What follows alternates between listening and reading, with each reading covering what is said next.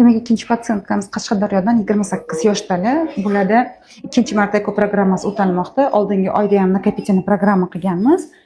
Asosiy bepushtlikning sababi смешение faktor turmush o'rtoqlarida astenoza teratoza spermiya soni harakatgan hamda bu ayolimizda o'zi 3 yillik besplodiyada 9 yil davomida homila yo'q. Sababi davolanib 2022-yilda homilador bo'lganlar, afsuski 28 haftada преждевременный род, ya'ni vaqtidan oldin tug'ruq bo'lgan homila, afsuski ona qornida antenatal gipoplarda ona qornida vafot etgan. Bugun ham yig'amiz hammasini baravar oldingi oydagi bilan baravar qo'shib X usulda urug'lantiriladi va genetik tekshiruvga jo'natiladi. Demak, ikkinchi funksiyamiz yakunlandi. Bu patsientkamizdan birinchi programmada 7 ta zrelый tuxum hujayra chiqqan, muzlatilgan. Hozirda 4-5 taga mo'ljal qilgan edik. 6 ta tuxum hujayra oldik, lekin bu qizimiz diqqatga sazovor joyi ortiqcha vaznlar bor va undan tashqari stimulyatsiya jarayoni katta dozalarda 11 kun davom etdi.